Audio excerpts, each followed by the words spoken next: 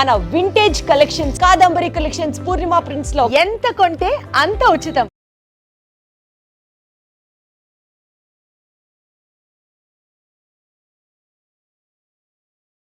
జీవిత చరిత్రలో రాఘవేంద్రరావు కానీ, బాపయ్య గారు కానీ, ప్రకాశరావు గారు కానీ, కేఎస్ ప్రకాశరావు తండ్రి గారు కానీ వాళ్ళు డైరెక్షన్ చేస్తున్నప్పుడు ఎవరిని తిట్టడం జరగలే, ఎవరిని కోపడడం జరగలే.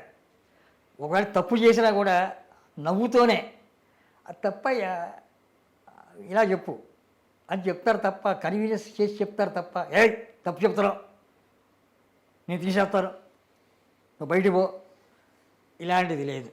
ఇప్పుడు ఈ మధ్య కాలంలో ఇప్పుడు వస్తున్నటువంటి యంగ్ జనరేషన్ కావచ్చు, సరికొత్తగా వినిపిస్తున్న ఒక స్టార్ట్ అయినటువంటి ట్రెండ్ డ్రగ్స్ తీసుకోవడం అనేది, పార్టీలు, రేవ్ పార్టీలు, డ్రగ్స్ తీసుకోవడం అప్పుడు కూడా ఉండేవా ఆ కాలంలో?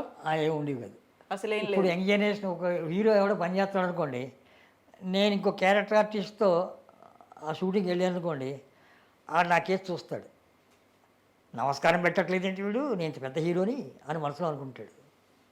ఆడు నాకు తెలుసు కానీ నాకు పరిచయం లేదు. పరిచయం చేసినా కూడా పక్కవాడు పరిచయం చేస్తే ఇలా అంటాను, ఆడ పరిచయం చేయలేదనుకోండి ఏమో చూస్తాడు, పక్కాడిని అడుగుతాడు, నన్ను తీసుకొచ్చినండి ఎవరు అతను అని ఏచుడు గారని అలాగా అంటాడు. చాలా టెంపరే అనుకోవచ్చు, లేదా నమస్కారం అండి మీ పేరు విన్నాను అనొచ్చు. అలాంటి హీరోస్ వచ్చారు ఇప్పుడు. అంటే వాళ్ళని జనం చూస్తున్నారా లేదా, వాళ్ళ వెనకాల పడుతున్నారా లేదా, వాళ్ళు తనుగుతున్నారా లేదా వెనకాల తను ఇది తప్ప టాలెంట్ ప్రయోగించి మన సినిమాలు చేస్తున్నామా లేదా, మన టాలెంట్ అభివృద్ధి చేసుకుంటున్నామా లేదా, మనం ఒకే మోసలో సినిమాలు చేస్తున్నామా, రకరకాల మోసంలో సినిమాలు చేస్తున్నామా, ఒకే టైపు చేస్తున్నామా, అవి మార్చుకోవాలా ఆలోచన కూడా పెట్టుకోకుండా. ఇప్పుడు డ్రగ్స్ కానీ మందు పార్టీలు కానీ అట్లాంటివి లేవా ఆ అవి టైంలో? లేవు, అసలే లేవు. అసలు ఉంటాయి. ఎవరింట్లో మందు అవుతాడు, అందరు తాగాలని లేదు కదా. జగయ్య గారు మందు తాగడంలో జగయ్య గారు వెల్ గుడ్ బిహేవియర్. ఆయన మందు ఆయన ఇంట్లో ఏదో పెగ్ తీసుకుంటాడు, పడుకుంటాడు. కానీ ముందు బుక్ చేసేప్పుడు చెప్పేస్తాడు 11 గంటలకు వస్తా ఆ సెట్కి, అప్పటిదాకా రాను అని చెప్తాడు. అలా అయితేనే బుక్ చేసుకోండి అంటాడు. అలాగే ఆయన జైలుకి వచ్చాడు చివరి వరకు కూడా. ఆయన ఎన్టీ రామారావు క్లాస్మేట్, ఇద్దరు గుంటూరులో చదువుకున్నారు. కానీ ఎన్టీ రామారావు పిక్చర్లు తక్కువ, నాగేశ్వరరావు పిక్చర్లు ఎక్కువ చేశాడు. ఆయన well behaviour, SC Rangarao well behaviour, KS Prakasarao well behaviour. ఇక్కడ విషయం చెప్పాలి, ప్రపంచ తెలుగు చలనచిత్ర చరిత్రలో డైరెక్టర్కి స్క్రీన్ ప్లే అనేది ఇంపార్టెంట్. స్క్రీన్ ప్లే, ఆ స్క్రీన్ ప్లే బాగుంటేనే సినిమా హిట్ అవుతుంది. చాలామంది డైరెక్టర్లు స్క్రీన్ ప్లే రాస్తారు, వాళ్ళ పరిధిలో రాస్తారు. కానీ తెలుగు చలనచిత్ర పరిశ్రమలో స్క్రీన్ ప్లేలు బాగా రాయడంలో పేరొందిన వాళ్ళు నలుగురు ఉన్నారు. Number 1 KS Prakasarao, number 2 K Ramanath. ఆయన మలయాళీ అయినా మెడ్రాసులోనే ఉండి తెలుగు వచ్చిన ఆయనే. నాగయ్య గారు యాక్ట్ చేసిన భక్తపోతనకి కేవీరెడ్డి ఫస్ట్ డైరెక్షన్ చేస్తే స్క్రీన్ ప్లే రాసింది రామనాథ్. ఆయన కెమెరామెన్ కూడా, కెమెరా కూడా ఆయనే. First KS Prakasarao, next Ramanath దగ్గర కేవీరెడ్డి నేర్చుకున్నాడు స్క్రీన్ ప్లే. థర్డ్ కేవీరెడ్డి దగ్గర యాక్ట్ చేస్తూ స్క్రీన్ ప్లే నేర్చుకున్నాడు ఎన్టీ రామారావు. ఈ నలుగురే స్క్రీన్ ప్లేలు, ఈ నలుగురే గొప్పగా స్క్రీన్ ప్లేలు రాసి రైటర్స్. కీలుబొమ్మలు అనే సినిమాకి కేఎస్ ప్రకాశ్ గారు డైరెక్షన్ అనుకుని ఒక స్క్రీన్ ప్లే రాసి పెట్టాడు. ఆయన కారణాంతరాలతో చేయలే, దాన్ని సిఎస్ రావుని పెట్టారు. సిఎస్ రావు గారు కేఎస్ ప్రకాశ్ గారికి వచ్చి నన్ను పెట్టారంటే మీరు మానేశారంట కదా, మరి స్క్రీన్ ప్లే వాడుకుంటానంటే నువ్వు రాసుకోవయ్యా, నీ తెలివితేటలే బాగున్నాయి కదా, నువ్వు రాసుకో, ఇంకా బాగా రాయగలమో చూసుకో, నేను బాగా రాయలేనండి మీరే బాగా రాస్తారు అంటే అది పెట్టుకున్నాడు. ఆయనకి అవార్డు వచ్చింది కేఎస్ ప్రకాశ్ గారు స్క్రీన్ ప్లేకి. ఇప్పుడు మనం ఇంతమంది గురించి మాట్లాడుకున్నప్పుడు వాళ్ళకు ఉన్నటువంటి ఫుడ్ హ్యాబిట్స్, వాళ్ళ ఆహార పద్ధతులు అనేవి ఉంటాయి కదా, అసలు ఏం తినేవాళ్ళు? ఇప్పుడు మన వాళ్ళు అయితే ప్రతి ఒక్కరు జిమ్కి వెళ్తున్నారు, లేకపోతే ఎక్సర్సైజులు చేస్తున్నారు, స్విమ్మింగ్లు. అప్పుడు ఎక్సర్సైజ్ ఇంపార్టెంట్, తర్వాత జానపదాలు చేస్తే హార్స్ రైడింగ్ ఇంపార్టెంట్.